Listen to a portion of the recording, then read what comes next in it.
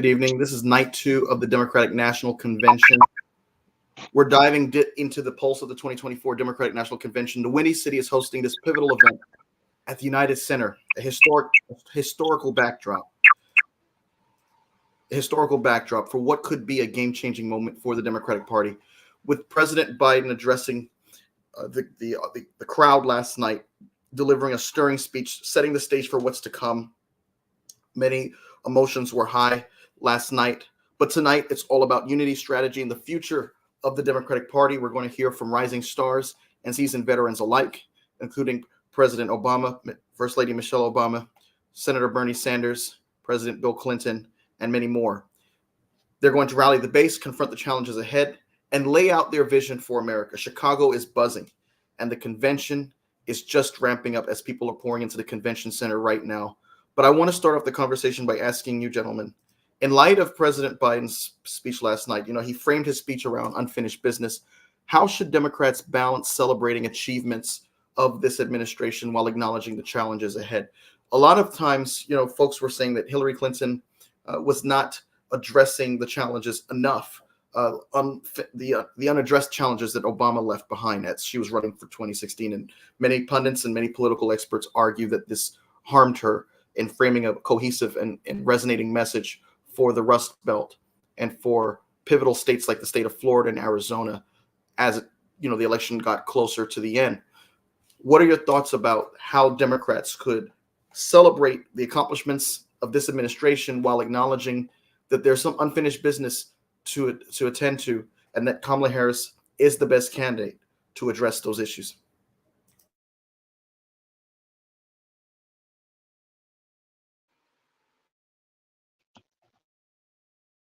I think they've done a fairly decent job thus far.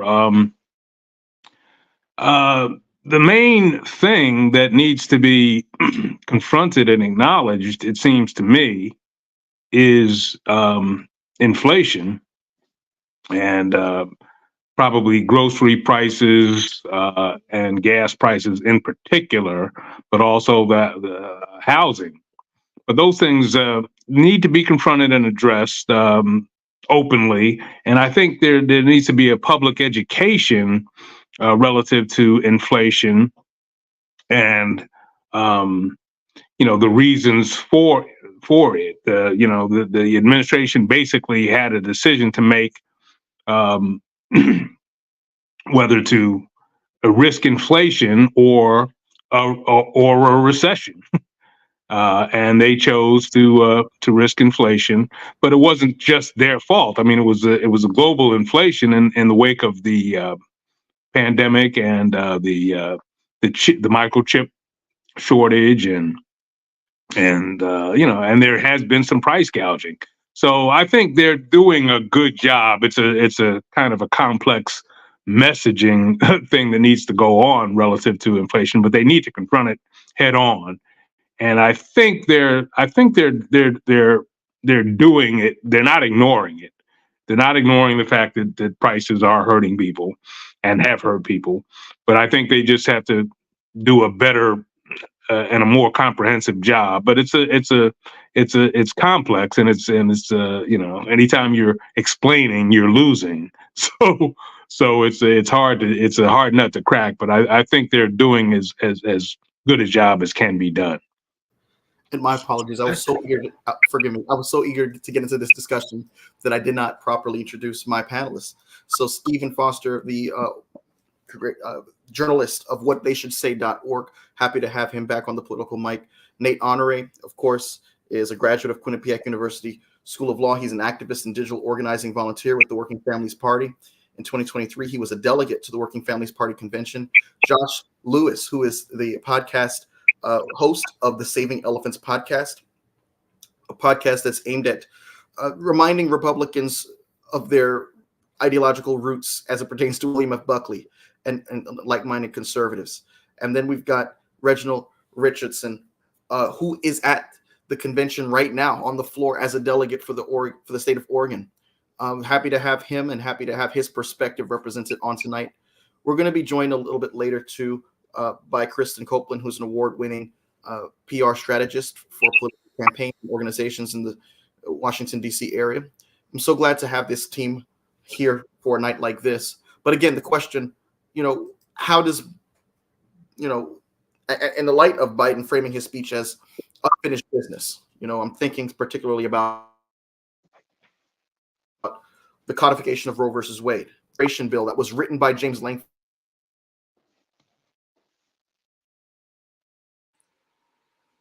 Well, what you said earlier about the message around unfinished business versus moving forward, I think Kamala found it pretty early on and almost completely by accident with "we're not going back," which is both an acknowledgement that yes, we are moving into the future, but also that there is work that we have to do to ensure that we don't slide back into how things were before. And it's very interesting and very encouraging that the same Democratic consultants with a very long history of failure, the same ones who are advising Joe Biden and did nothing as he started to lose his handle on the coalition that had put him into the White House in 2020 in the first place, to tell her, Kamala, you need to ditch, we're not going back. And it was very encouraging for her to say, no, we're going to keep, we're not going back, because it's something that the whole of the country has started to, that has resonated with the whole of the country. So I think that's a very good start. I also think the fact that Joe Biden is around to be a surrogate for the party and for the Harris campaign, and say there's a lot that Vice President Harris did as vice president. She helped lower drug prices.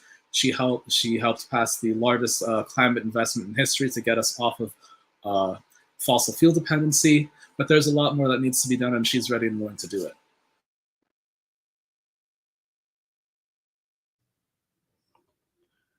Those are excellent points. And this administration, Harris, of course, is being reintroduced to the country. I heard Chuck Todd describe the vice presidency as a unique situation in which you're very well known, but also unknown by the American people. And Kamala Harris has been given a pretty hefty plate with this administration. She was at the forefront of a lot of pivotal moments and victories, as well as some, challenges that the administration faced.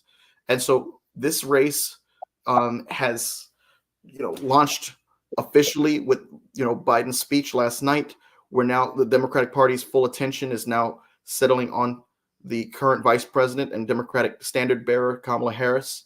And, with Biden taking such a strong stand on protecting democracy, what are the risks and rewards of making the preservation of democracy a central theme of the campaign?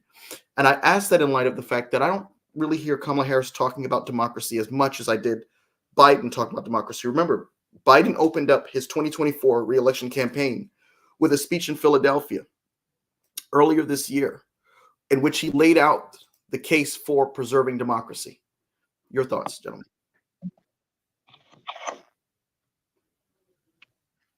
Well, I think that that is a case that can be made stronger by the vice president and her running mate. I think there needs to be a reminder of what happened. There needs to be a constant reminder of what happened on January 6th, and why that happened, and the whole fallout from President Trump failing to acknowledge the results of a free and fair election, and his own czar of election security called it the safest and most secure election in history. So there needs to be a constant reminder of how the predecessor of President Trump, failed to permit or allow a peaceful transfer of power, and was twice impeached, and bipartisan impeachments. The second impeachment had 57 bipartisan votes. So I mean, there needs to be a reminder of the reasons that he was impeached, and twice impeached, and the threat that he posed to to democracy. I mean, he also failed to comply with duly authorized congressional subpoenas during his administration, and authorized his administration not to comply with duly authorized subpoenas. So I mean, and he has indicated that he wants to be a dictator on day one. I mean, and so what happens on day two? If he doesn't get everything done on day one, what happens on day two? I mean, so people need to be reminded of his authoritarian and autocratic tendencies, and his failure to respect our institutions. And so I do believe that they need to double down on that, as the vice president needs to double down on it, as the president has done. Hi, Mike, I'm on here possibly to be the contrarian voice, so I'll say, Stephen Foster, I would take, I guess, the opposite view of the president or the Democratic Party need to double down on that message. But let me say outright that I am on record frequently saying January 6th was a disqualifying event for Donald Trump. There are many things in my mind that would have disqualified him from being president in the first place. Bank is the Rubicon that you cannot cross in a free society. So I'm not coming at this from the angle that it's not a big deal or that it ought not to be talked about. My concern, though, and I think this is borne out by the different approaches between Kamala Harris and Joe Biden, is that Biden, in focusing on, I guess what we might largely say, the negative aspect of we're doing this to ensure or protect democracy, versus Kamala Harris, who appears to be focused far more on the positive liberty, right? This is about not only protecting, but also advancing one's liberty. And I have a lot of thoughts about that as far as whether that's good, bad, or indifferent. But I think that's resonating with the American people, Democratic base, and with the moderate American people far more than the notion of protecting democracy. I don't think that's because Americans don't feel like democracy is worth being protected. I don't think that's because certain Americans don't think that Donald Trump is a threat to democracy. I think that is because they believe, rightly or wrongly, and I would be one of these individuals, that Joe Biden and many members of the Democratic Party are in an imperfect mouthpiece for that particular issue, and that there actually is quite a danger in turning it into a partisan affair of this is the party to protect democracy, the other is not. Again, let me be very clear. Donald Trump is, in a certain regard, a threat to democracy. We could spend a long time defining exactly what we mean by that. But I think actually something can be true and important, but you have to be prudential in how you present it and be aware of the fact that sometimes to double down on a message that is not resonating with people may actually have the effect of driving individuals who might have otherwise been open-minded to the idea further away from your message. That's a really good point. We've seen that January 6th and preserving democracy is a fairly salient topic in the minds of Americans in 2022. President Biden made that address to the nation where he talked about the dangers of far-right extremism in society, and that's part of the reason that the projected red wave failed to really materialize. But as this campaign wore on, it became very clear that the same Save Democracy messaging wasn't being heard and wasn't being felt the same way from the Democratic base or from the electorate at large, especially as Joe Biden ran for re-election as a fairly unpopular incumbent. He did cruise through the primaries pretty easily, to be very clear, but when you're saying Save Democracy and running as the president with a 39% approval rating, there's going to be a lot of disconnect because there's a very large portion of the country that just tunes you out whatever you say, no matter how good or how bad. And to be clear, President Biden has been an impactful president, but his approval rating was his approval rating at the time. Within the Save Democracy messaging, though, Vice President Harris has found a way to talk about it not just being about Trump, but about the future of the country. So while she talks about the future, then you've got Tim Walz saying, you know what, these guys are weird because who is asking for a nationwide abortion ban? Who is asking for all these things that conservatives are trying to do? And he's the one who's made a very strong case to tie Project 2025 to Trump, because in his stump speech, he always says, don't believe Trump when he says he doesn't know what's in Project 2025, because he helped write it. And that coordinated discussion that they're both having has been, to me, very salient, because you get the optimism that has been missing from politics in for a very long time, combined with J.D. Vance to kind of be the Tim Walz to be the attack dog against Trump and against Vance, and say, you know what, these guys are not neighborly, these guys aren't normal, these guys aren't the people that you want to have a nice roundtable discussion with. What they're asking for is not just extreme, it's just flat out weird. Well, I want to go ahead and pivot to Reggie, who's at the floor. Reggie, what's going on? What are you experiencing, and what's the energy level like at United? Well, first things first, for the delegate experience, things have been a lot quicker. We were able to get in security a lot more. We made wiser choices. We were at many delegations. So the United Center, like I said last night, we're about 70. I would say actually more like 80% full and on our way to being fuller. The Teamsters are on the stage, and everyone's excited. I do want to say I had an amazing moment, and I know that with many conversations, I mean, we can get up 1 second. But one of the things that I had an amazing moment today during the national anthem. I had the privilege to stand next to Gabby Jones and to hear her sing the national anthem. If anything, the strength of her and her recovery and her story is a testament to the strength not only to her journey, but the strength of all people who are supporting proper healthcare, gun control, and all the things to make sure that people who suffer major injuries like that can recover. And so, from hearing her sing the national anthem, knowing that her lived experience with political violence, and to seeing her do that just whipped me into a frenzy. And I think that's the spark that causes this to be such an amazing experience. So many more evenings throughout the rest of this week. Moments where you get to see people who have amazing life stories play out in front of you, and then you take that to your district, take that to the make a difference. So to see some of the celebrities, but that moment with Gabby is now one of my favorite moments so far in the night. So the delegates are all getting excited. Obviously, man, this is going to be Awesome. And this convention, I was looking at the amount of people coming in just on day one, and just objectively, I mean, from the nosebleed seats all the way down to the floor, there were people filling up the entire convention hall. And it looked like what normally would be the last night of a convention. And it was only day one. And I say that in light of the fact that there's been a lot of discussion about crowd sizes.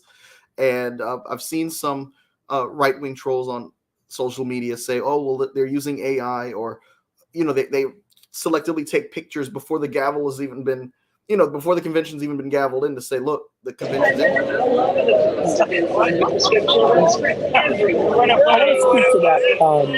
that weird thing, because I saw a lot on social media. There was an intellectual dishonesty that was occurring when it came to the initial reports of crowd sizes here at the convention. The security issue that I got to share with you guys that led to the delaying of the buses led to the moment where the images look like the room is empty at Gavin. That is, again, the misinformation from the other side. Maybe not everyone's intending to make that as extreme, but when we are being dishonest, this arena is one of the best arenas in the NBA, in the NHL, and one of the best concert venues in Chicago. This place can hold.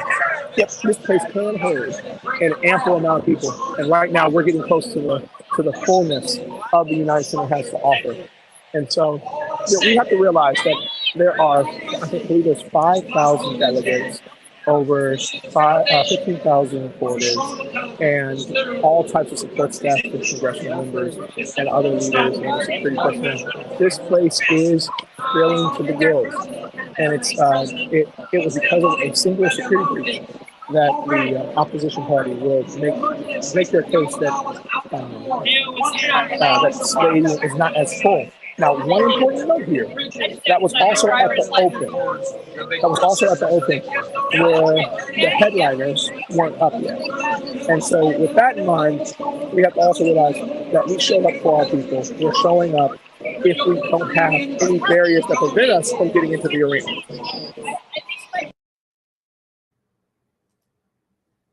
Thanks, Reggie. And Reggie's again on the floor of the convention.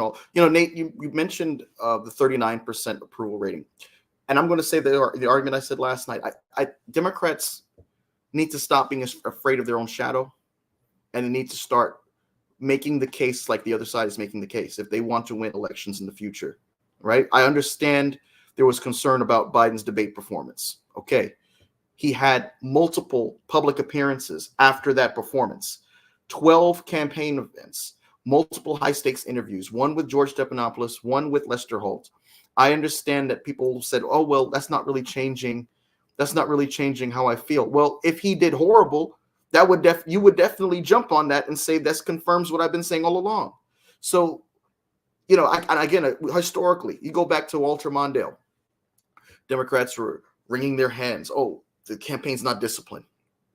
How are we going to go against Reagan in the fall? Fast forward to 88. Oh, Dukakis is riding high. He's got a 15-point margin ahead of Bush, right? Dukakis crashed and burned. You go to Al Gore in 2000. There was a moment where Al Gore, you know, coming off of that primary with Bill Bradley, you know, especially after the DNC that year, looked like he was leading by a slim margin. That he did not end up winning, right? You go down memory lane and we see that polls have always misled us. And I don't even want to bring up 2016, right? The 2016 polls caused a sense of overconfidence in the Clinton campaign, and we ended up we ended up not investing resources and funds where they were crucial, where they were needed, and it cost us, and it was too little too late. Why couldn't the Democratic Party make the case to say, okay, Biden's old. We concede that. But you know what?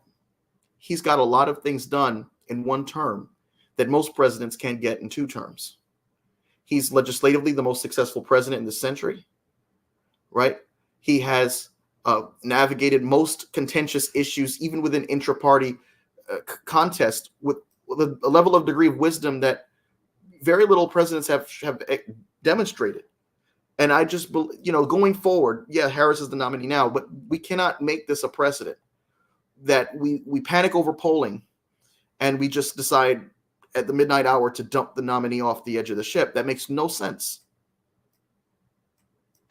Well, Democrats were right to panic over Mondale in '84. Let me just start with that, because Walter Mondale lost everywhere but Minnesota and Washington, D.C. You know, just to put that into context. And when we do talk about Biden's, what if they made a more compelling argument? Nobody was beating Ronald Reagan in 1984.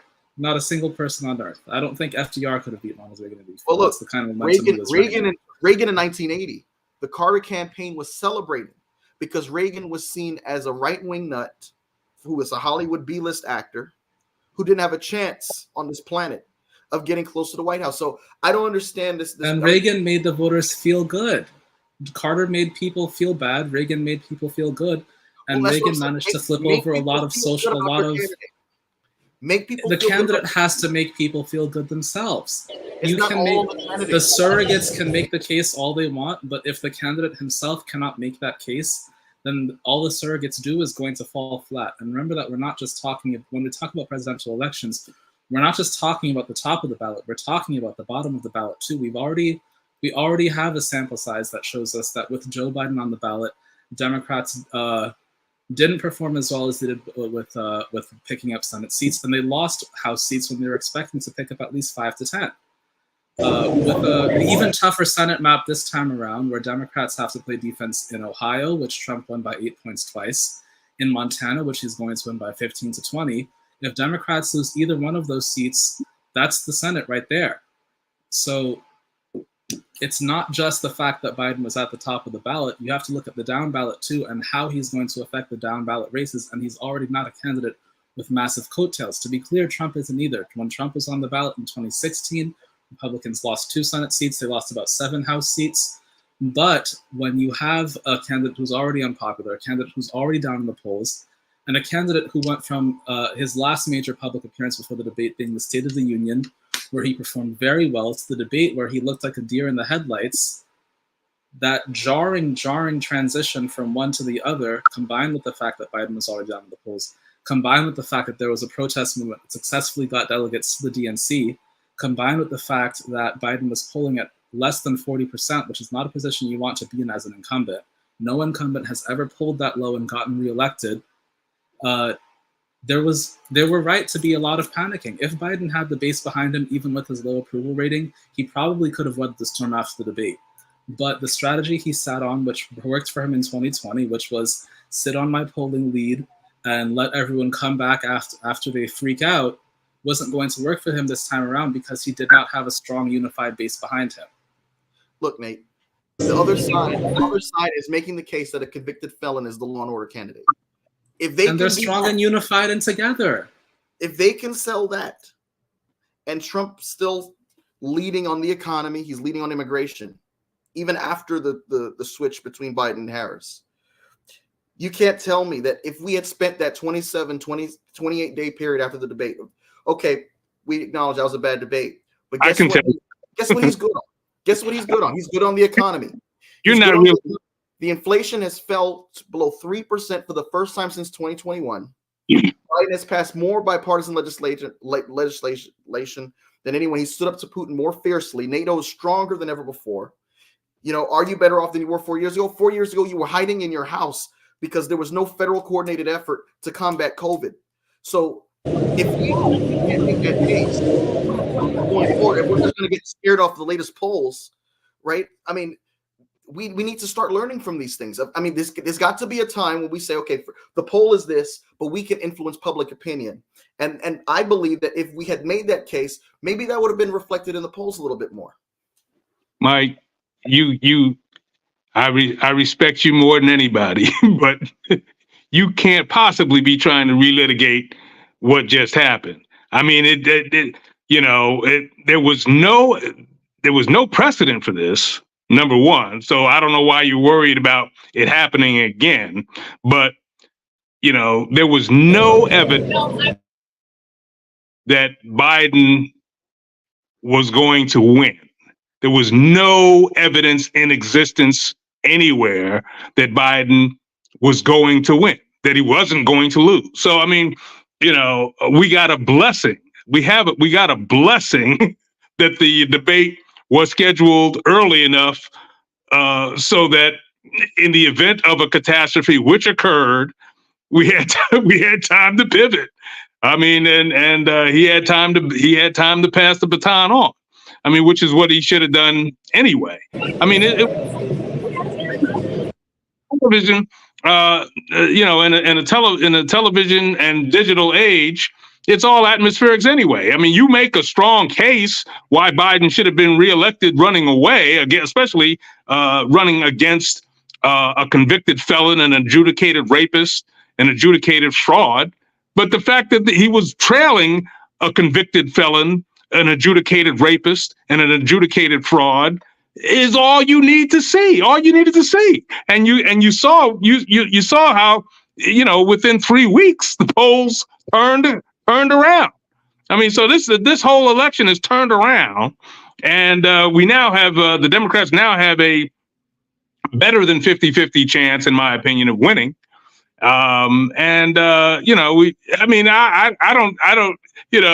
If you go back to 1980, Reagan, it was atmospherics again. The candidate drove the election. The candidates drove the election. Jimmy Carter had that malaise speech. We were going through high interest rates and stagflation, and he was just not sufficient to sell what he was to sell his reelection. And he was running against he was running against a Hollywood actor at the top of his game. So I mean, it was just atmospherics, and atmospherics this time were just horrible because the president is 81 years old. He looks and emotes as an 81-year-old, and atmospherics just wasn't going to work. It just was not going to work. So this is not a feel-good business. This is a bottom line business. I mean, if my mother was running and it looked like she was going to lose, she'd Stephen, if I could just touch on one thing to keep the conversation take our minds back a little bit. I remember this very, very clearly, that the understanding, the covenant that Joe Biden made with the American people back when he was running, most Americans, including myself, believe that this would be a one-term job to get us to the next generation. We were going to defeat the threat. And so one of the things that is a little frustrating about the change is that we weren't supposed to have it this late in the game. When Joe Biden said to America to vote for him, no one expected, at least those who knew, the wave is coming by. And there was no expectation that Joe Biden would see another term from many people who were under the impression that it was going to be a one-term to transition. And I just double-checked it. There was that momentum, that feeling that this was going to be a one-time, didn't show his opportunity, and move forward. Yeah, it sounds. I suspect with the rest of the panelists that if we were to have the conversation, was or is Joe Biden a good president, I would probably have some sharp disagreements with what some of the rest would share. That being said, I wholeheartedly agree with Nathan, Stephen, Reginald, with what you're sharing about this candidacy. I think we can and should distinguish between, is this a good president and is this a good candidate? And it is the business of our political parties, Republican and Democrat, and the Republican Party screwed this one up, but to advance an individual who not only holds their values, but actually stands a chance at winning an election. And those two things can be in tension. And I honestly applaud the Democratic Party for doing it. Stephen, you said it best. Unprecedented. I would to God we'll never see anything like this again. This is the most bizarre scenario. I thought 2016, 2020 were weird elections. This one, in a matter of months, we had things we have never seen in our lifetime take place.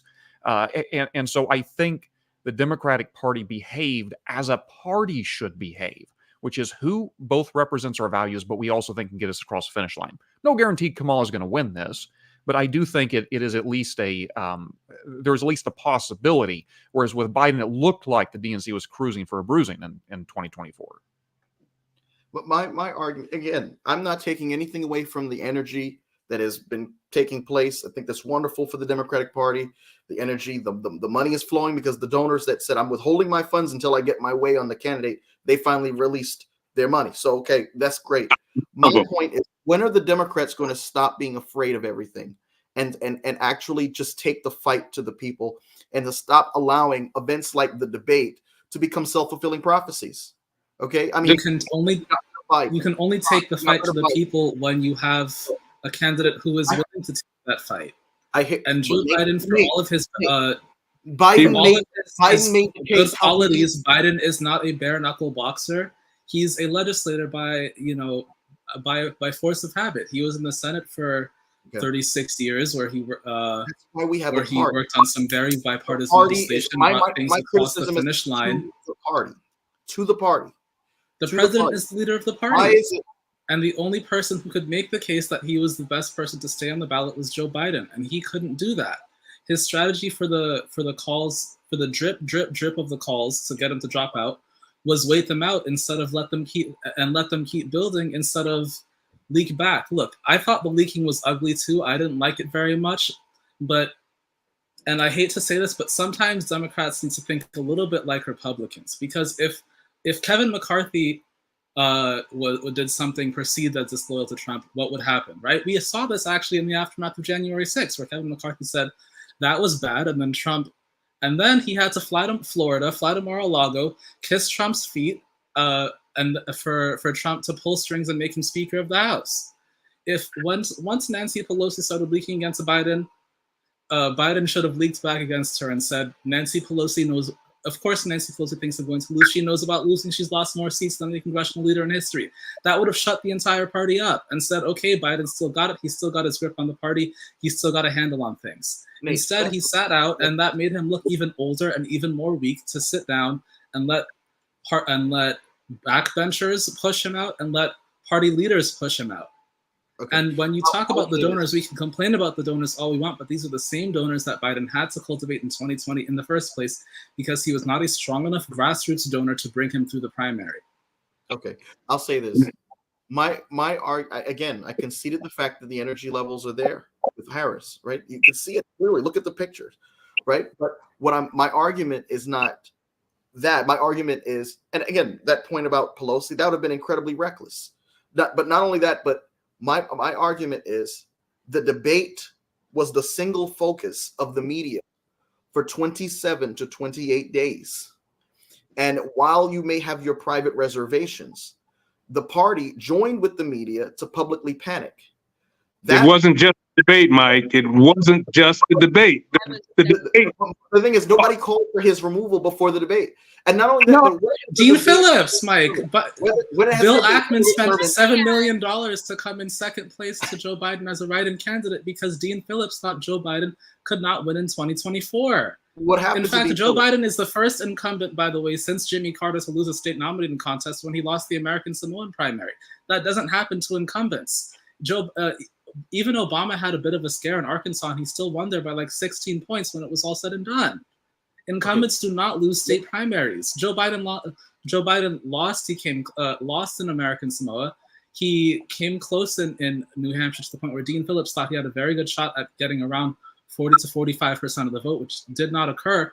But there were questions about Joe Biden's candidacy from the very beginning, especially heading into the midterms when he was polling as a very unpopular incumbent, and the party seemed headed for a wipeout in a 2010 level wipeout in Congress. To be fair, Joe Biden showed that he has a good pulse on the country when he switched the debate in 2022 from should we keep Democrats in charge to Republican extremism is bad, but he didn't show that same touch and that same connection with the voters in 2024. The polls were right in 20. The polls were right. The polls were right because generally the polls are just going on the national. It's just a national poll. So the Hillary won by 3 million votes. She won by 2% or something like that, and that's pretty much what she was leading throughout the campaign. I mean, so the polls are almost always right. That's it's a false narrative to say that you can't depend on the polls. The polls are almost always right, especially when we're 4 months out from the election in July and June. 4 months.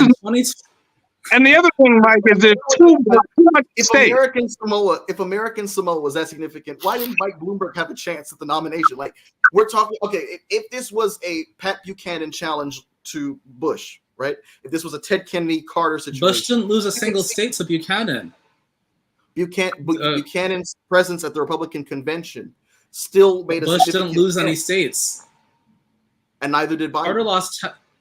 Biden lost American Samoa. That's still a big deal. A Carter lost 10 states to Ted Kennedy in 1980, and that division is what fractured the party ahead of the general election. But when we talk about the polling, Joe Biden was never down to Donald Trump in the polls until the clock turned over into 2024, and suddenly Trump pulled ahead in almost every state he needed to win.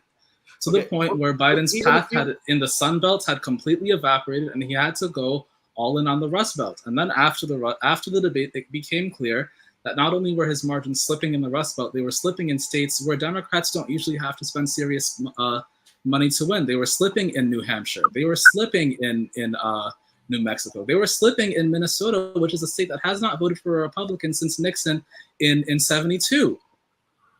Okay, even if you believe if you go all in on the Rust Belt, even if you lose New Mexico, that's 270 for Trump. You lose New Hampshire, that's 270 for Trump. You lose Minnesota, that's 270 for Trump. Biden left in his bag to prosecute the case. He did not have enough left in his bag. That was demonstrated. We saw it. We saw it coming. I've been saying this for over a year. Maybe close to 2 years. My question is this, because Nate made the point, Democrats need to think like Republicans. Okay, let me take you up on that. Why is it that Jasmine Crockett, Bernie Sanders, Alexandria Ocasio-Cortez made a more compelling case for the Biden candidacy than Nancy Pelosi, than Biden, Jason Crow? We went down that road, Nate. We had 12 campaign events after. If you want to ignore them, that's fine, but we can't ignore the fact that there were 12 campaign events while Trump was riding around on his golf course, and so going back to, but they didn't touch the poll. Those campaign events did not affect the polling. There was no evidence that Biden was not going to win. I mean, not going to lose. 2016 scarred me. I have no faith in polling. You know what I look at? Voter turnout numbers by early mail in October.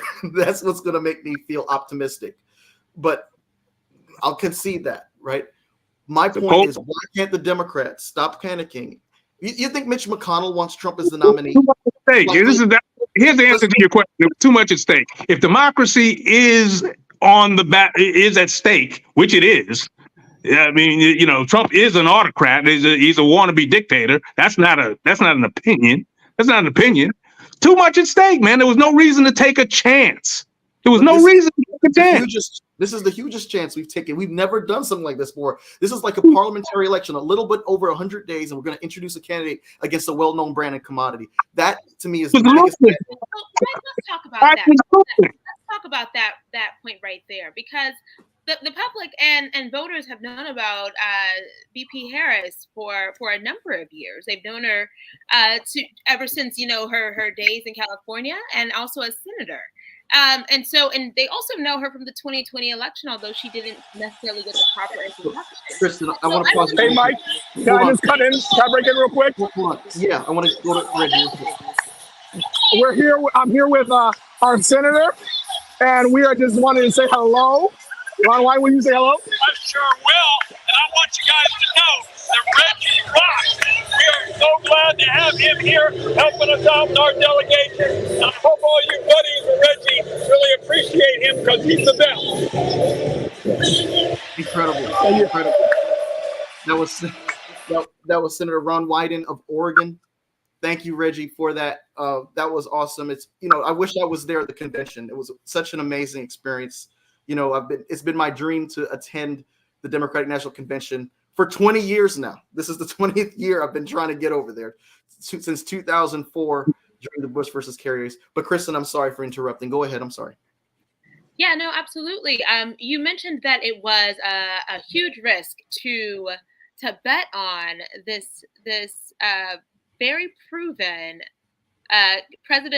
former presidential candidate, and I feel like she's getting a new opportunity to introduce herself to the American people in a totally new way. I think watching her evolution over the last couple of years has been absolutely fascinating.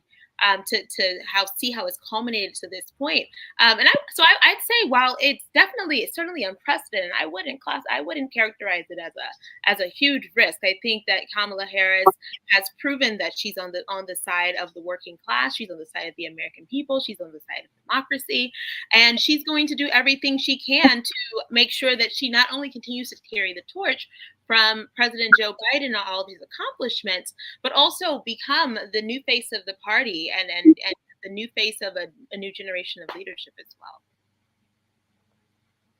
That's a good point. And, you know, this conversation, and I don't want this to be interpreted in the wrong way.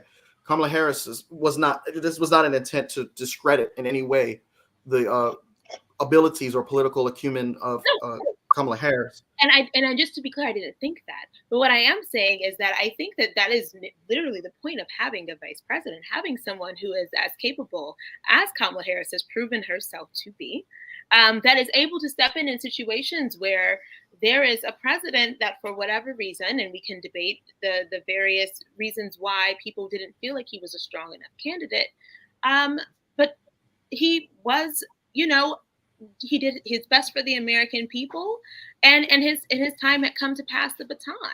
And so I think we can definitely talk about all of the different reasons and the ageism that goes into play, and how there was a debate performance that didn't go well, and how he mentioned he was going to actually step down at the end of his presidency and pass the baton back then. And nobody's mentioned that. I found that a little surprising, because he did say he was going to do it, and he didn't. So that's why the VP is literally there, and I'm really happy that we have somebody like VP Harris to rely on in situations that are unprecedented like this.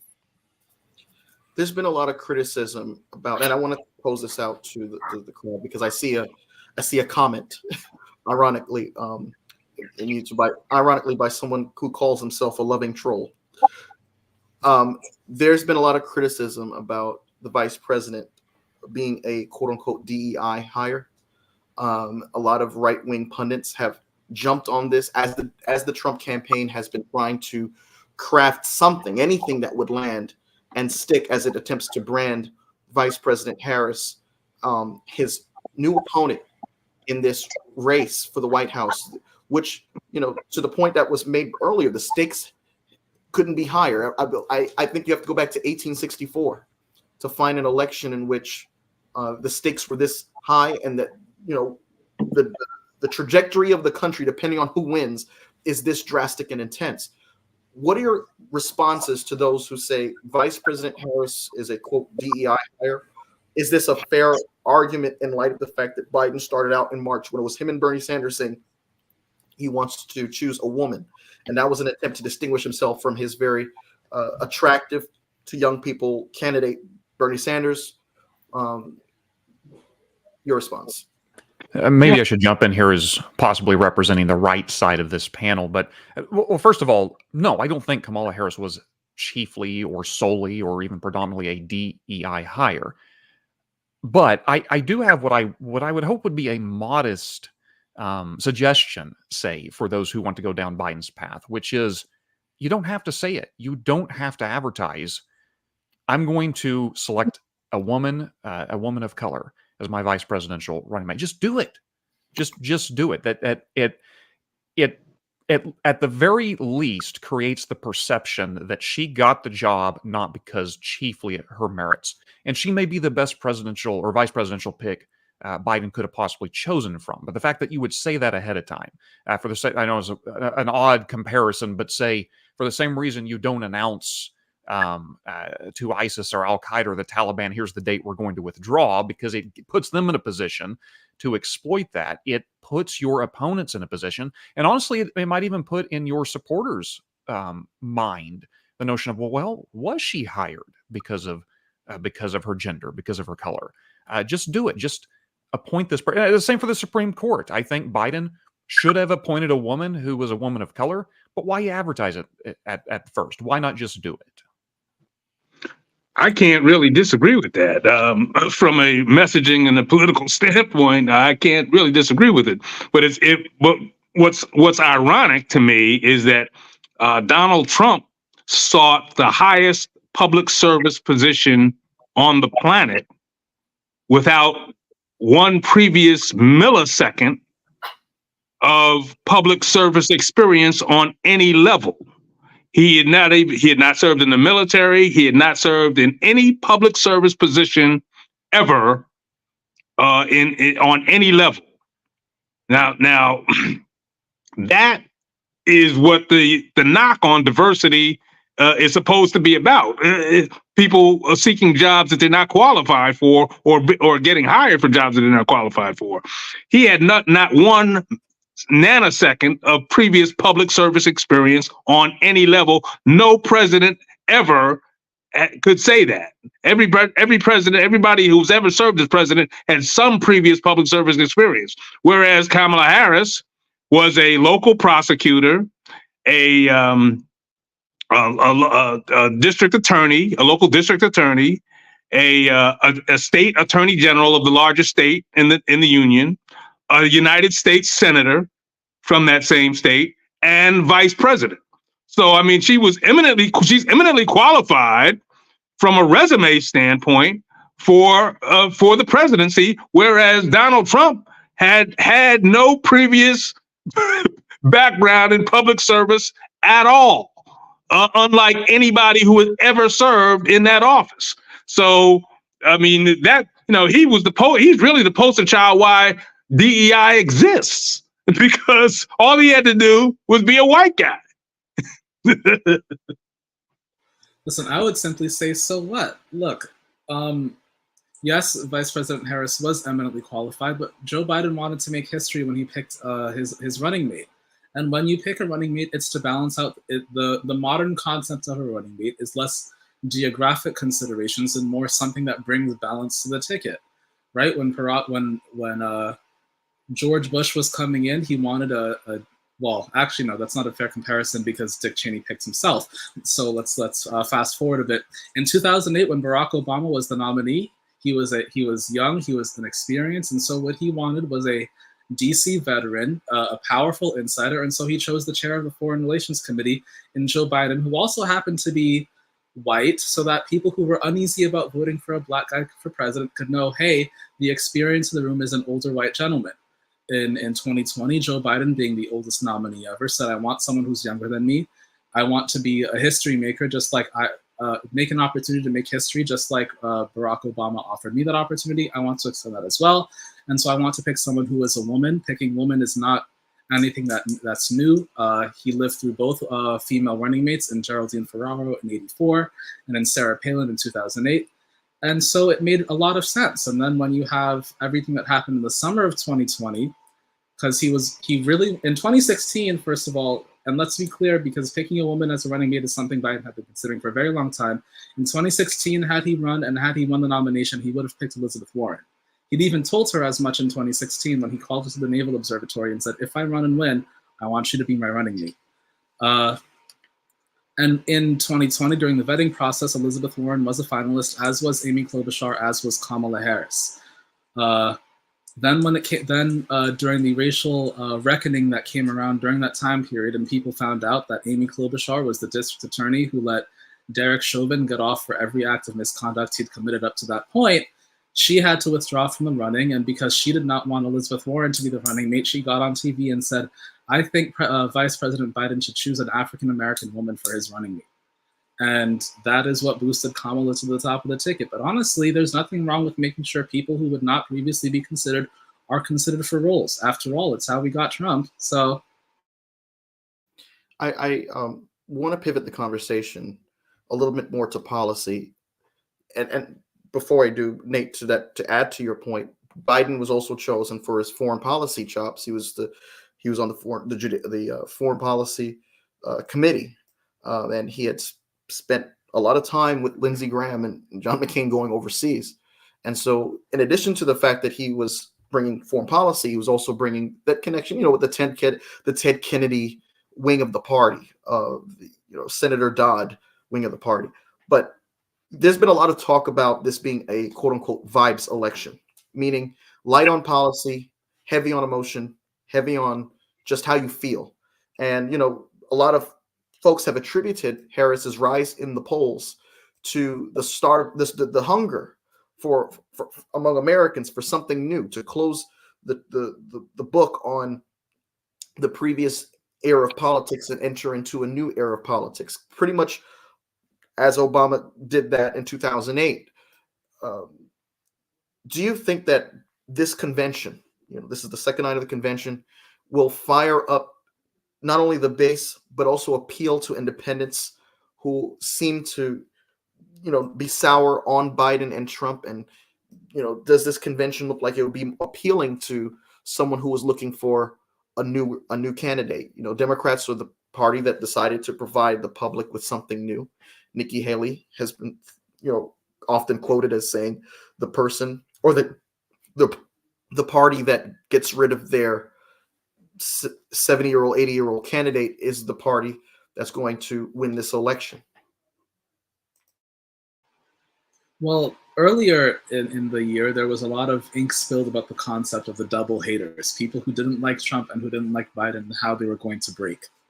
And the idea was that if Biden could pick up the double haters, then he would be just fine. Then, after he dropped out and Kamala Harris became the nominee, we are seeing that the number of double haters is dropping very rapidly, and Kamala is picking up most of them. And so, yes, I do think that with this convention to unify the party and show party unity, plus the momentum and the wind behind her back as she hits the country and as early voting starts in about 3 weeks, that she will largely be the beneficiary of this. Plus the fact that polling averages usually look at a month, and we are about a month from the best Trump polls falling off of those polling averages. There's going to be a lot of momentum that comes Kamala Harris's way. Yeah, I think that I really think that the Democrats need to understand that they have solidified their base. The base of the Democratic Party is Black women. So with a black woman at the top of the ticket or a woman of color, they have solidified their base, and maybe young people, and they have solidified their base with getting a young candidate. So I really think that what they need to do is, I'm going to disagree with my Republican friend a little bit. Earlier, he said that they don't need to double down on this threat to democracy. I think that the double haters were included people who actually perceived a threat to democracy by Trump. And I think that what they need to do is use some of Trump's cabinet as surrogates. They should have some of those guys on there now. I mean, Mark Esper and Jim Mattis and General Kelly. These are people who have said some of the strongest things against Trump that I've heard. I mean, so they need to use these guys. These are two secretaries of defense and a chief of staff.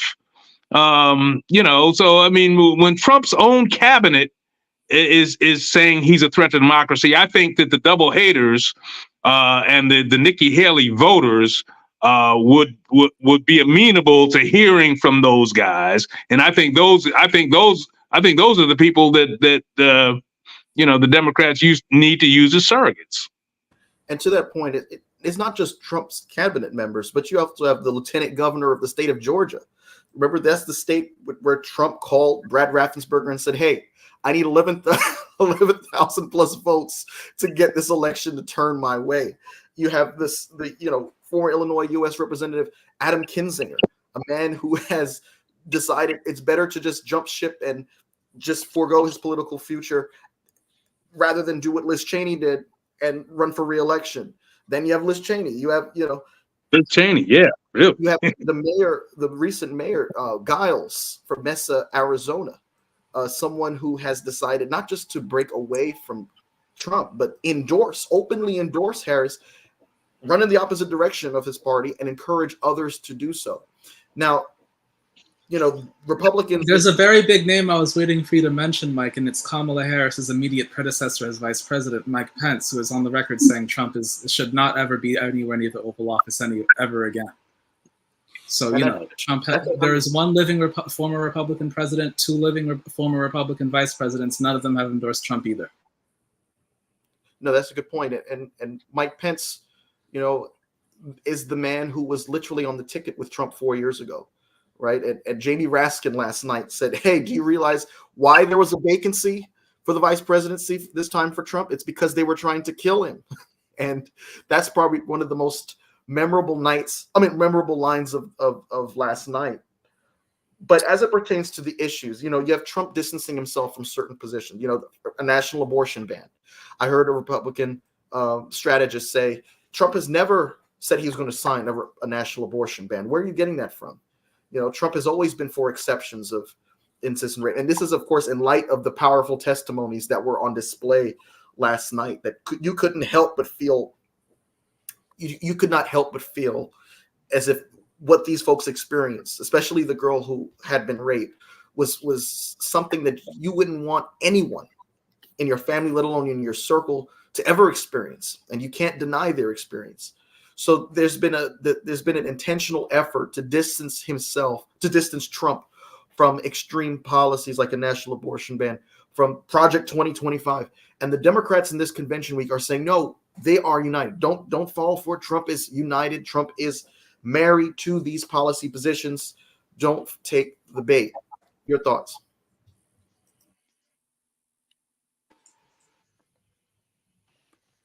I have thoughts, but I wanted to give Kristen a chance to jump in there if you've got something on your mind. I'm sorry, there is a bit of a lag on here. Somebody else can feel free to take this one for now. Okay. Well, I think it is certainly the business of any convention to try to wed the opposition to certain policy positions that they would perceive as unpopular or losing issues, say. I guess I don't see it. I don't see that Trump has been consistent on any any is too strong of a word. Immigration, trade, I think he is relatively consistent, at least in his rhetoric, but even with the policy, he tend to go back and forth. I think there has been this consistent effort on the right to try to wed him to some sort of a coherent set of policies, and he has consistently bucked that effort.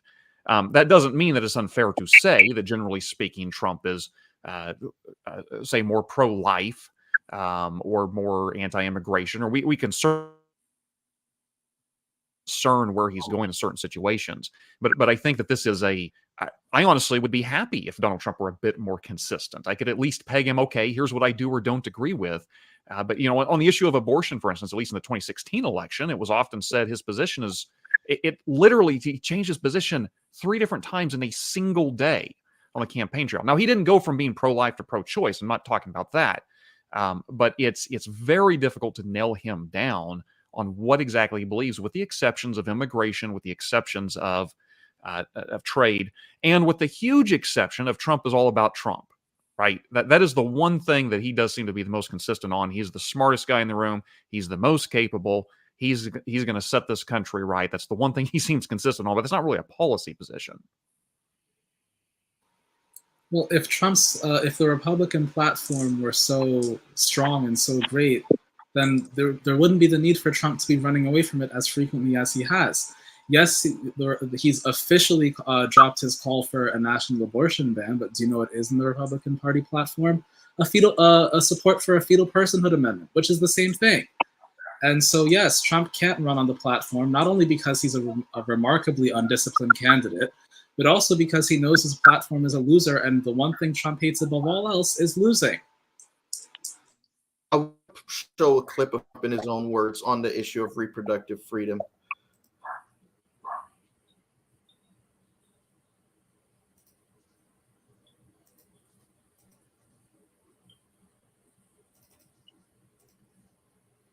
President Trump is going to make a determination what he thinks is great for the country and what's fair for the country. But the fact that I was able to terminate Roe v. Wade after 50 years of Trump, they worked for 50 years. I've never seen anything like it. They worked, and I was so honored to have done it. So obviously he's trying to thread this needle of being proud of being responsible for the overthrowing of Roe versus Wade, but then when you bring up a national abortion, whoa, that's too far. I never supported that. I never put my name behind something like that. That's an interesting, I guess, that's going to be an interesting point to see on the ABC debate that's scheduled to take place on September 12th between Harris and Trump. And another issue was the issue of immigration. I was one of the Democrats across the country pulling the hair out of my head as I was saying, talk about the James Lankford bill. Talk about it. Bring it up. I was really hoping that Biden would bring that bill up because this, and I said this all the time, Republicans have won on the issue of the southern border. They've managed to convince the majority of the American people that this is a serious problem, even if they lived in a landlocked state, and that the Democrats have mismanaged it and that they're weak on this issue. And what happened? It resulted in a conservative dream bill that Republicans in any normal universe would have openly endorsed. But Trump told his allies on Capitol Hill not to support this piece of legislation. And obviously that bill tanked not just once, but twice. And I've said this before, if the Democrats, have a sizable majority in the Senate and the House, Kamala Harris becomes the president. I know that Kamala Harris said on the stump she wants to sign that bill. I believe the Democrats need more concessions on the issue of immigration, and particularly as it pertains to a pathway to citizenship before they put this issue before any chamber floor. Yeah, I don't think that bill will ever see the light of day. That bill, as it was written, will ever see the light of day again. But I do think that they need to run on the fact that this is a bill written by James Lankford, and she has said she would sign it. So I don't think she loses anything by saying she would sign it because she'll never see that bill again. But I want to double back on abortion a little bit. I think that I really think that this is going to sound a little contrarian, maybe, or against the conventional wisdom, but I think that the vice president has enough room to actually soften her rhetoric on reproductive rights and actually try to appeal to moderates to the extent that she can say something to the effect that nobody likes abortion. Nobody is in love with abortion, but we're in love with a woman's right, autonomy over her own body. But nobody likes, she needs to soften and she needs to acknowledge that abortion is not an attractive alternative. It's sometimes deemed as as a necessity or whatever. But I mean, and a woman's right. I think she would benefit. I think the party would benefit from softening their rhetoric on and not appearing as if they are eager for women to have abortions. I mean, I think they lose some moderates and some general goodwill, in the body politic by having a strident tone toward it. And I think the president does a good job. President Biden does a good job of trying to navigate that issue rhetorically. But I think the vice president has room to do that, especially running against someone who is taking responsibility for having gotten rid of Roe.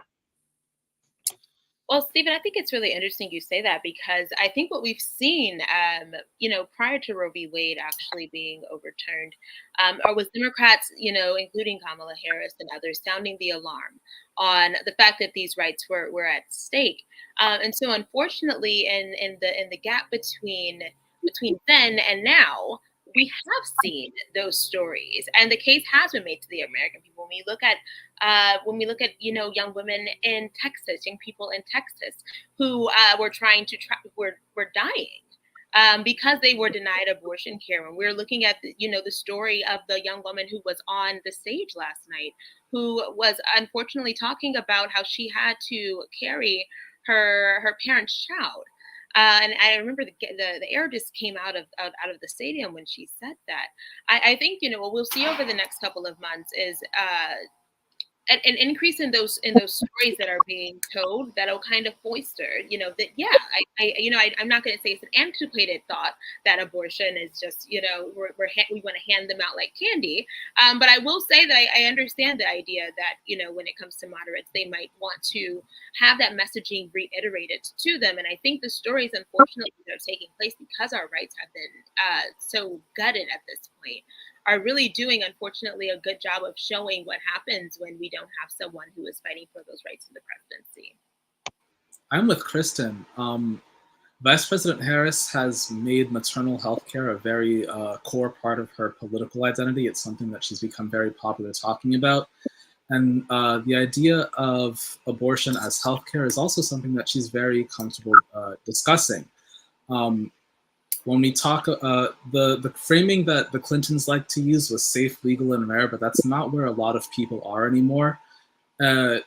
Partially because the Democratic base has moved a little bit to the left, but also because abortion, while a moderate discussion of abortion might poll well, when you actually put it on a ballot, people will choose something that's closer to Roe than something that's closer to the more popular 15-week abortion ban, because no one is actually going to willingly vote to take away their own rights. We've actually seen this in Virginia, where Governor Youngkin staked the rest of his governorship on the idea that if he took a moderate stance around abortion and endorsed a 15-week ban as opposed to heartbeat bans or 6-week bans that were passing all through the South, then the voters would reward him with solid Republican majorities in the Virginia State House. Instead, the voters went the other way, and Glenn Youngkin is now a lame duck governor. No offense to disabled people ducks or disabled ducks, but and a large part of that as well is the fact that for years the conservative framing around abortion was that it was such a horrible procedure that that Democrats couldn't even say the word, that they would simply say a woman's right to choose or the right to my own body, and not just the word itself. And so the fact that abortion is no longer a dirty word for the top of the ticket bodes very well for the fact that legal abortion is popular in this country. I want to go ahead and play Kamala Harris in her own words on this issue of abortion that we've been discussing.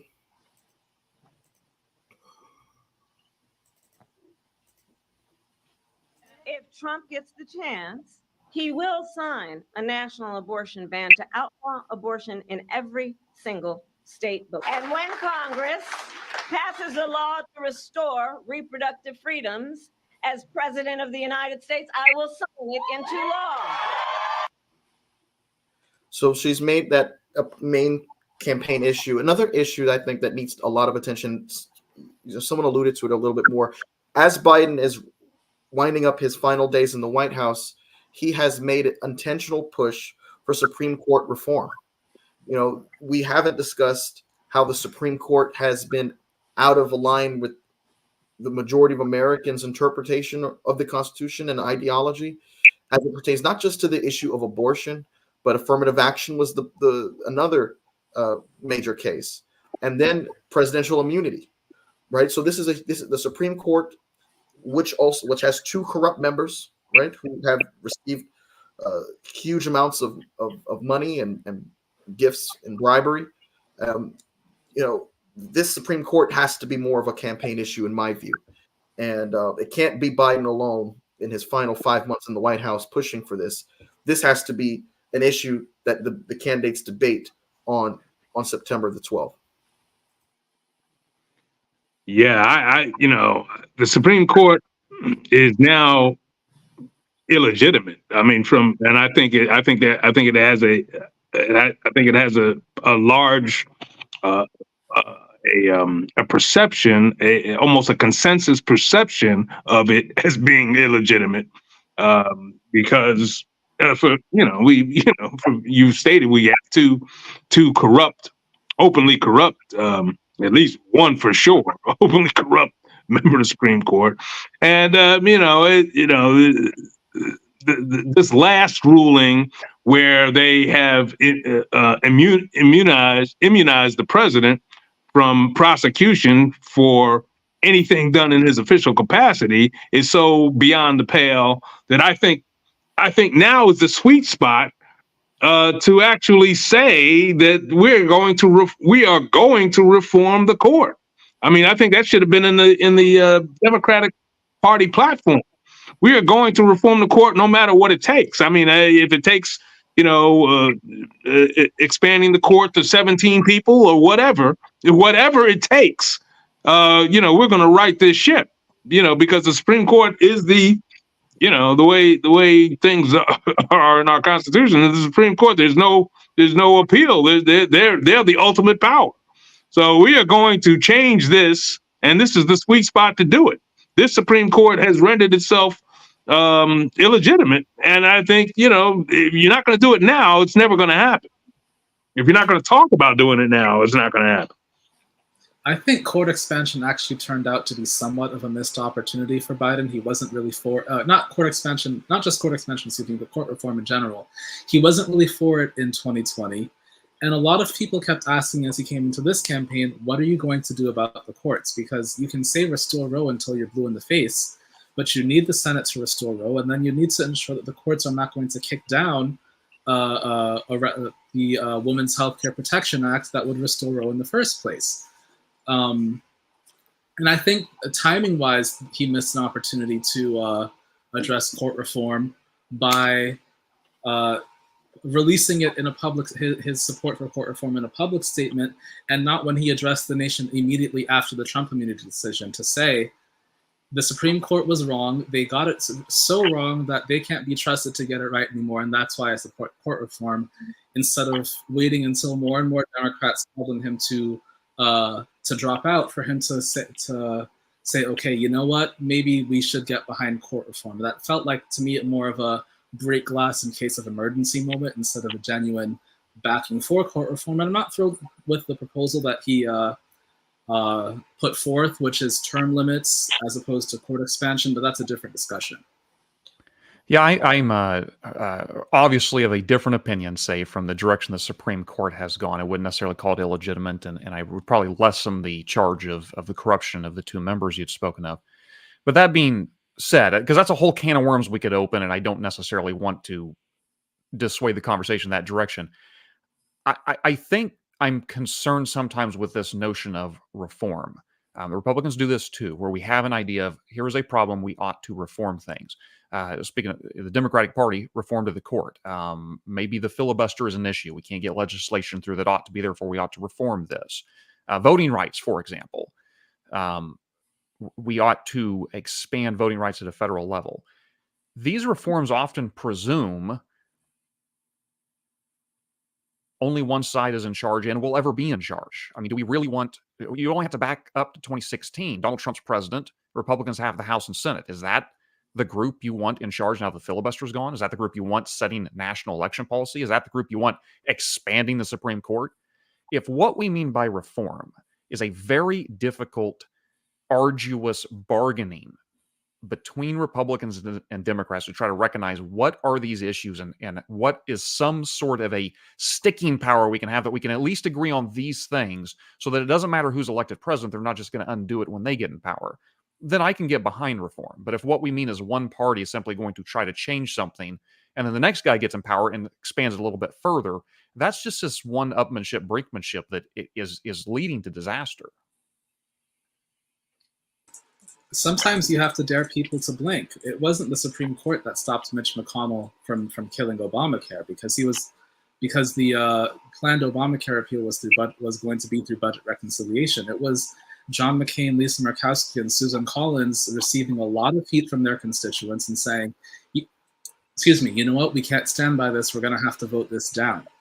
And in the same vein, it was in 2005 or 6 when the Republicans were talking about banning privatizing Social Security and Medicare, when Nancy Pelosi held the House Democratic Caucus together and let the Republicans implode over their own platform. The benefit Democrats have is that most of their platform is supported by at least 55% of the country. And so when you have those numbers, even though the Senate does tilt in favor of Republicans because of this country's urban-rural divide, when that happens and you have enough of the country against it, that's where you have people who can organize and say, you know what, this is not what we want. And if you vote for this, you're going to lose your job. That's how democracies, or even republics in general, are supposed to function. Yeah, I think they need to play hardball on this issue. They need to think like Mitch McConnell on this Supreme Court issue, and just go for it. I mean, there's too much. The Supreme Court is too powerful, and it has gone too far rogue to be ignored. I mean, so they can expand the Supreme Court without a constitutional amendment. That's something that they can do legislatively, and if the Republicans when the Republicans get control again, if they want to expand it further, let them expand it further. I'm wary of the filibuster just for the same reasons that Josh articulated, changing the filibuster rule, but. The Supreme Court is, it's too powerful, and there's no recourse, and it's too out of control. This last ruling, but trust me, the Supreme Court will reverse itself on this last ruling if Kamala Harris becomes president. They'll reverse itself. That's how out of control they are, and I guarantee it'll happen. They will reverse themselves on what they just did. They did not intend for this to apply to a Democratic president. They did this. This was an ad hoc ruling for Donald Trump. Period. In his particular situation, in his that's how out of control we are. So I mean, I think they need to expand. I think the Democrats need to run on court expansion. They're not going to do it, but that's something that's something that needs to happen.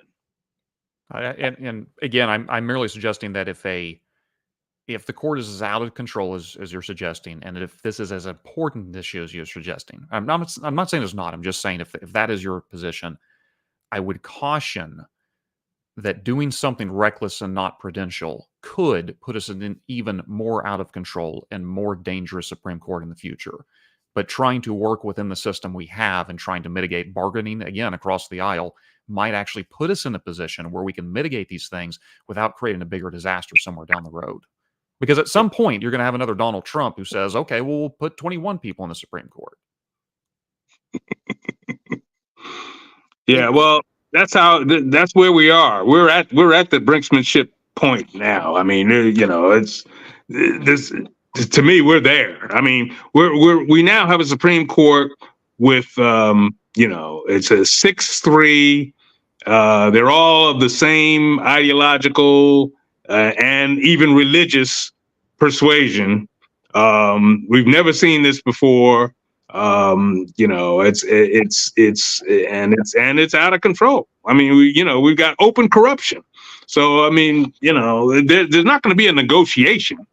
The Republicans and Democrats are not going to hammer out a negotiation on this because the Supreme Court. I shouldn't say it's not going to happen. I shouldn't say it's not going to happen. I just can't envision it happening. But I know that it's an easy fix for at least the time being to expand the court. 13 or 15 is appropriate from a proportional standpoint to the population, as opposed to when it expanded to 9. So it's even arguable from an arithmetic standpoint. So that's where I am anyway. As we are, observing the roll call as the delegate count votes are coming in for the nomination of the Democratic nominee or soon-to-be nominee Vice President Kamala Harris, we know that there's going to be some, key headline speakers this evening: Illinois Governor J.B. Pritzker, Senator Majority Leader Chuck Schumer, Democratic Senator Tammy Duckworth of Illinois, Bernie Sanders, independent senator who's been caucusing with the Democrats, and New Mexico Governor Michelle Lujan Grisham. Now, I want to ask you, who are you looking forward to seeing the most? And I go, the Obamas are going to be speaking tonight. And if there are any key moments from last night, I will go ahead and be the first to say I thought one of the key moments from last night was Hillary Clinton's speech. That was, I think, the most fiery I've ever seen Hillary Clinton give a speech. And I say that in light of the fact that I thought that the 2008 Democratic National Convention speech she gave was a very rousing speech. But I think this speech, the 2024 DNC speech, has that one beat. She has the unique experience of having run against Trump. She was the first opponent Trump faced on a national stage. Not only that, but she also has the experience of being the first female nominee for a major political party. And so she made the case for electing Kamala Harris last night. And a notable moment took place when she said, "We have him on the run." She said, "We have Trump on the run." The audience eventually erupted into chants of "lock him up." And notably, she did not stop them. And I thought that was, I guess, more evidence of anything of her being liberated. She didn't have to say, no, don't do that. She didn't have to play by traditional political rules, because she's now, a retired stateswoman who, let's face it, she has her grudges against Donald Trump, and she's, shook her head in agreement, but she didn't say she necessarily agreed. But I thought that was an interesting moment. I think back at elections of years past, and I think about Bill Clinton in the 2012 DNC. I thought Bill Clinton made the most compelling case for the entire 2012 campaign season for why Barack Obama needs to be reelected. I thought he made a very down-to-earth, common sense, mathematical argument. And I remember the punditry in the immediate aftermath of that speech. And you had the former campaign manager for John McCain, Steve Schmidt, say the Republican Party wishes we had our own version of Bill Clinton.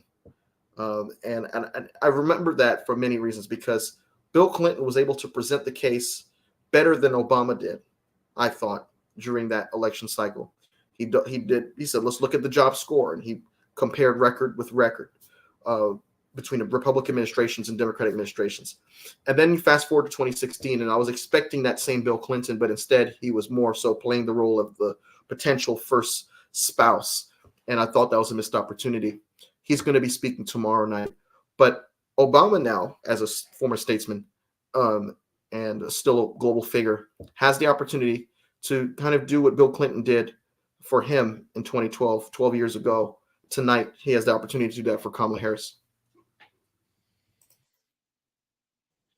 Yeah, I want to just mention that I think it's true.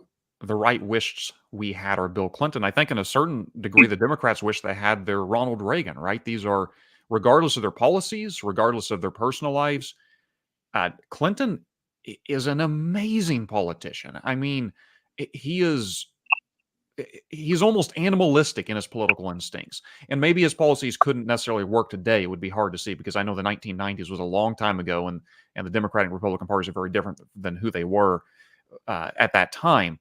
But Clinton he has a certain animalistic gravitas that you just don't see very often in politicians. And I don't know that Obama can be an electrifying speaker, and he can certainly ignite, because I think of what he represents. Has certainly, we never saw anyone who was quite that messianic when he became the nominee. But very few have ever rivaled Bill Clinton in his ability to pivot, politically speaking, in a manner that really connects with the American people. Yeah, I agree.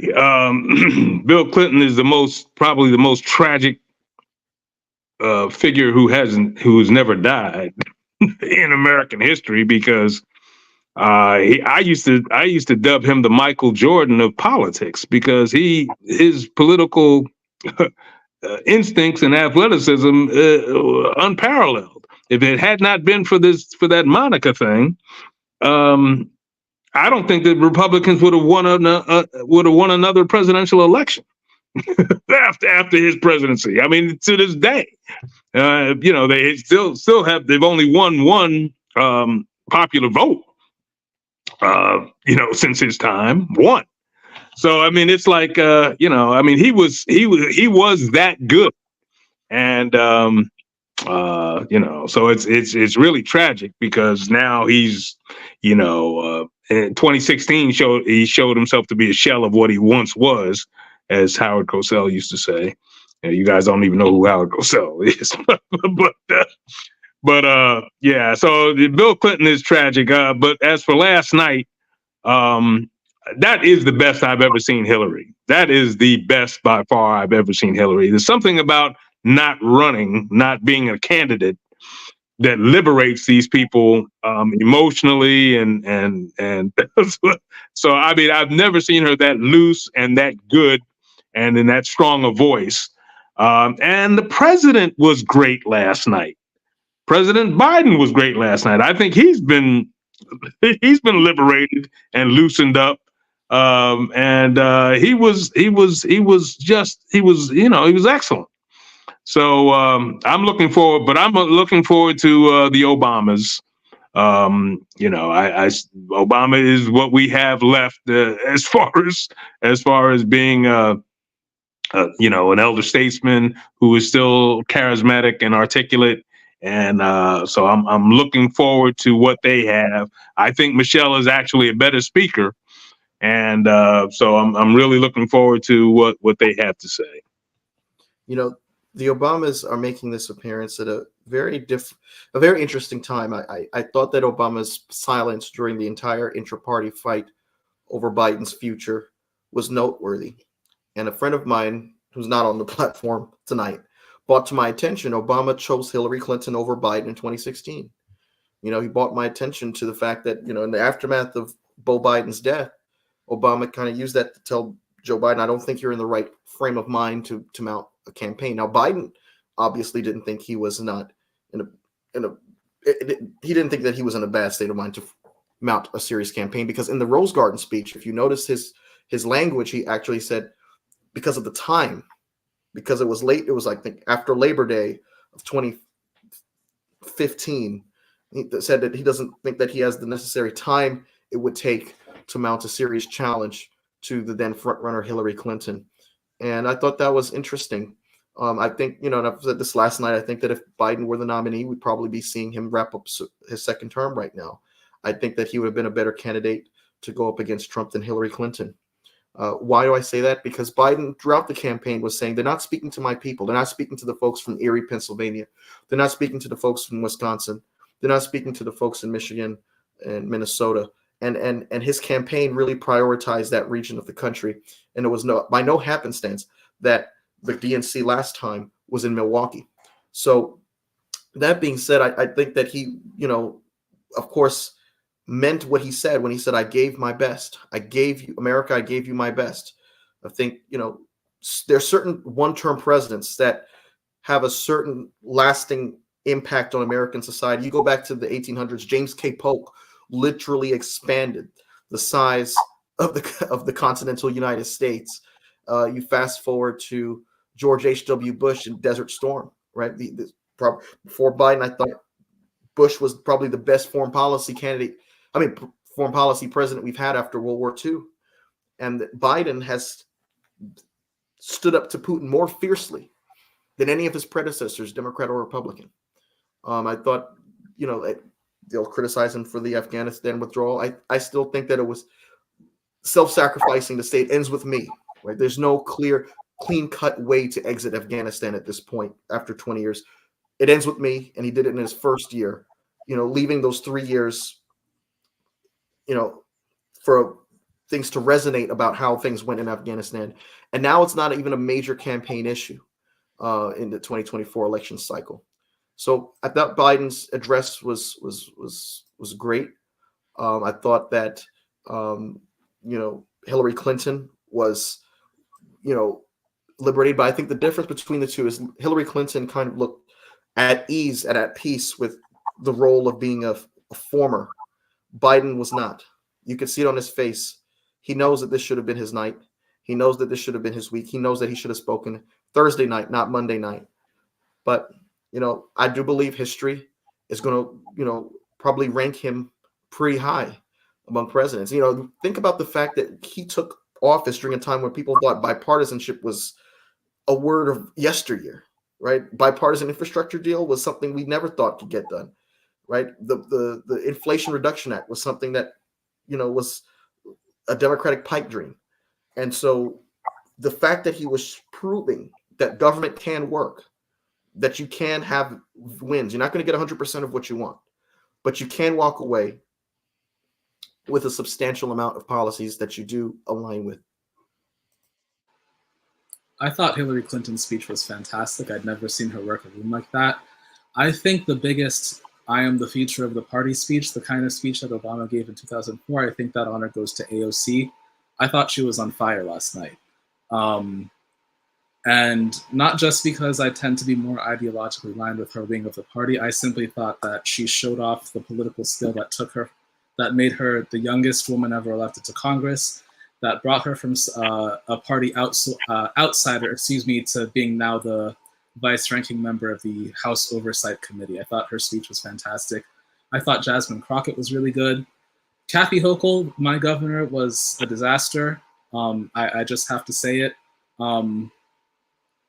In fact, the fact that Joe Biden made her one of his top surrogates is one of the biggest question marks to me to his campaign, because her speech was horrible. I really have to put that out there. But Hillary Clinton was fantastic. In fact, one thing that kind of cracked me up about her speech, for those who don't live in Metro New York, Hillary Clinton is an executive producer of a Broadway musical about the 19th Amendment and all the work it took to get it ratified. And there were a lot of lines from that show that she quoted. I was able to see it with a bunch of other Working Families Party activists. And there were a lot of lines from it that she quoted, which kind of cracked me up because it tied into a lot of the core themes that Hillary has been touching on through the entirety of her 30-year political career. The right to vote, the fight for progress, things like that, and seeing how they dovetailed into really what turned out to be the finest speech of Hillary Clinton's career. I definitely was watching Hillary Clinton's speech and just thinking back to those years ago in 2016, where we were so confident that it would be her. And it was just really an interesting moment for me to see this elder stateswoman. There was a really good picture, the one of her aides posted on social media, and you could see that, she had, definitely seen some things over her course and working to fight it for democracy and to make sure that Donald Trump wasn't the person in office. And so I found it really really poignant. I thought it was really great to have her moment where the audience and delegates were cheering in response, something that she had unfairly been saddled with through the majority of her career. Because if we look at it, when we think of people who know Donald Trump pretty well, just from a campaign perspective, at very least, I would say definitely Hillary Clinton saw firsthand the damage that could be done by this person. And so I think seeing her all these years later was absolutely fantastic. I also was really excited to see AOC, Alexandria Ocasio-Cortez. It's been a really interesting journey for AOC. Over the last couple of years, there have been a number of different things that have taken place. For example, she was unendorsed by DSA. People are thinking that she's more so falling in line with party lines. And I really just think that she is growing as a politician. And I think her speech and the things that she highlighted really highlighted that fact that she's understanding now that there are certain ways to navigate these spaces to make sure that you're able to get garner broad support for your initiatives. And so I thought she was absolutely fantastic. And when I think about tonight, I'm really excited to see both Michelle and former President Obama, forever my president and first lady, take the stage to talk about moving democracy forward. And what I found really interesting, I was listening to you all speak about whether or not Obama is going to be able to possibly move the needle in the way that Bill Clinton was able to for Obama. And I think that, it'll be really interesting to see how they interact on the campaign trail for the remainder of this campaign, and how Kamala Harris and her team make sure that, the Obamas, who are immensely popular, with the majority of Americans, will actually, impact her campaigns and the people that are coming out to vote in November. So, I think it's going to be a really, really interesting night. And I'm hoping that the moderates and the people that are still on the fence tune in to make sure that we can actually get a president in office that cares about the future of our country. And Obama's silence, I guess my question is, what role does that play in the sense of unity that the Democrats are trying to foster this week? He intentionally remains silent, and not just the fact that he remains silent on whether or not he stands with his former vice president, President Biden, but also he kind of dragged his foot, him and Michelle Obama, on the endorsing Kamala Harris. It was Jerry Ford who brought it to our attention yesterday that immediately the Clintons endorsed Kamala Harris once it was clear that Biden, dropped out the 2024 race for the White House. And I thought that was smart, to quell any kind of notion of a intra-party fight for the nomination. I thought was in the best interests of the party. I didn't think that a party contest served any good at this late stage in the game. Now, people in Obama world like David Axelrod, Favreau, Dan Pfeiffer, they might disagree. I believe that, intra-party fights have usually, especially when you have a convention coming up, have always led to the other party taking the White House. Go back to 1968, right? And you had a situation where you had an incumbent drop out, you had a party contest, you had civil unrest going on outside of the convention hall, you had the recent assassination of Martin Luther King and Bobby Kennedy. And Hubert Humphrey, by the time he gets the nomination, it looks worthless because of how much chaos that's going on around him. And he kind of took so long to catch up to Nixon. And by the time he came within, striking distance of Nixon, it was too late. You go back to 1952. Harry Truman decides he's not going to run for re-election. You know, there was a little party contest. What happens? Dwight Eisenhower is ushered into the White House. So, you know, intra-party fights with an incumbent stepping down usually is not a good recipe for the incumbent party. Well, to be fair to the Obamas, Barack Obama is now the biggest star in the Democratic Party. 20 years ago, that was Bill Clinton. That's not really the case anymore. And so, number one, you don't want to front load your major endorsements. You want to keep the good news flowing in as long as possible. And number two, you really don't want to, in this kind of situation where nobody is actually voting except for delegates that have either been outright elected or have there's Reggie, or have been elected by partisans at state party conventions. You really want to make it clear that Kamala earned this on her own, that she was the one who was working the phones all Sunday and all Monday to clinch the nomination and to quell that intra-party fight on her own before you then jump in and say, yeah, she is the standard bearer of the party now. And so I do understand why Obama not necessarily dragged his feet, but took a while.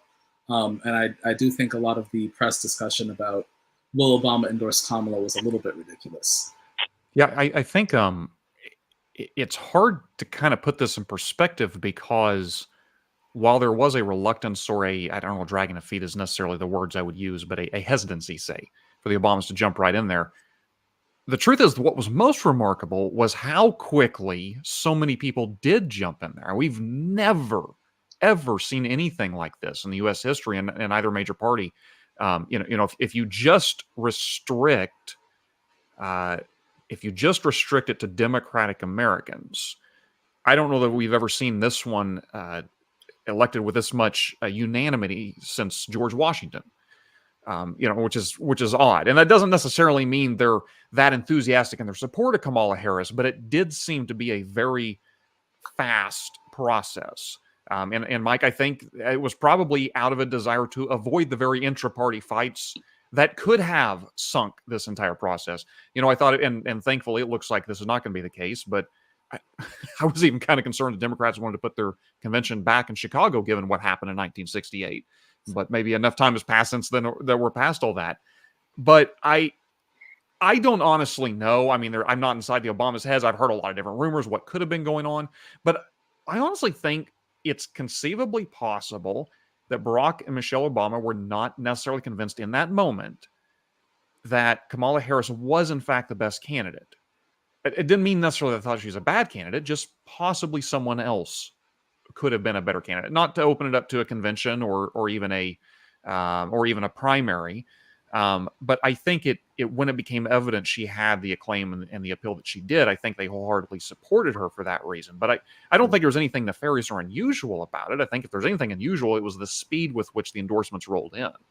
Yeah, no, I agree with that. I think I love Obama and I love Clinton, but I think out of the two of them, Clinton was the better party leader. And I think Obama has even acknowledged that, even under his watch, the Democrats suffered major congressional losses. You go back to 2010.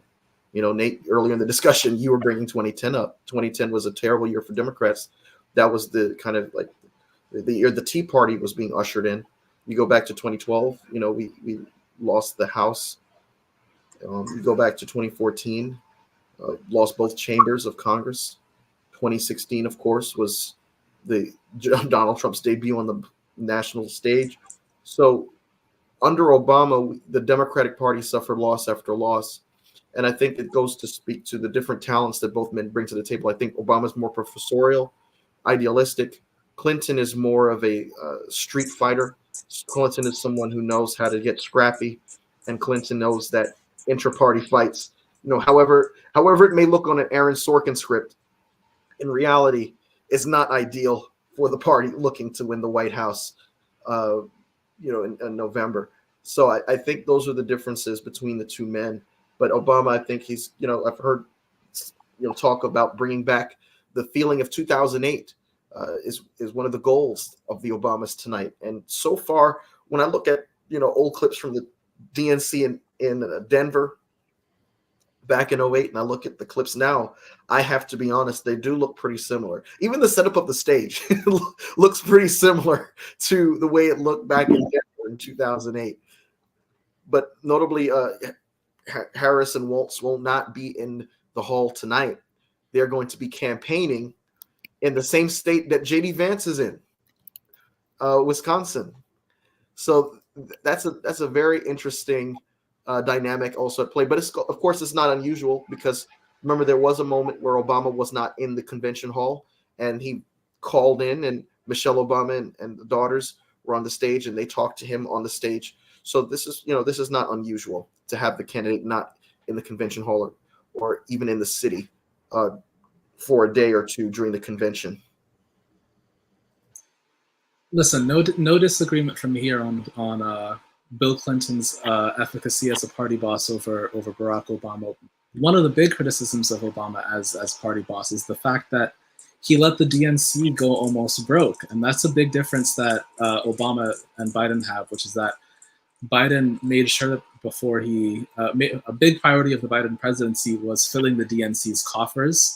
And he also had the Biden Victory Fund, which was a coordinated fundraising effort that split money between the Biden campaign, the Democratic National Committee, and all 50 state Democratic parties, which is a very huge deal. That's not something that Democrats had before. The fact that the Democratic Party is well-funded at every level bodes very well for its ability to keep recruiting and supporting a new generation of Democratic candidates.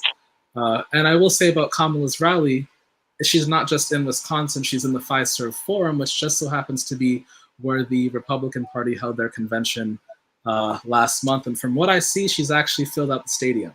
So, do with that what you will. So we are going to be wrapping up. This has been an incredible night. And right now, the South Carolina delegation, as you were speaking about how Biden transformed the DNC, making South Carolina the first primary, I think is going to be one of the biggest notches under Biden's belt moving forward. This is going to make the contest much more fierce, I think, as you allowed African Americans to have a really significant say in who gets to be the nominee going forward. I know we didn't get to see it play out this year, but come 2032, you're really going to see, the significance of that decision moving forward. But I just want to thank each of you, Stephen Foster, Reggie, who's with the Oregon delegation. We saw him on the screen moments ago with Senator Ron Wyden and the other Oregon senator. We want to thank you, Nate. Thank you, Josh, and thank you, Kristen, for the time you spent. This is going to be a fascinating night to watch, and the remainder of the week is going to be very captivating as this historic moment is unfolding right before our eyes. Thank you so much for each of you for what you brought to the table tonight. With that being said, that's going to conclude tonight's episode of the Political Mike Podcast. Thank you all for tuning in.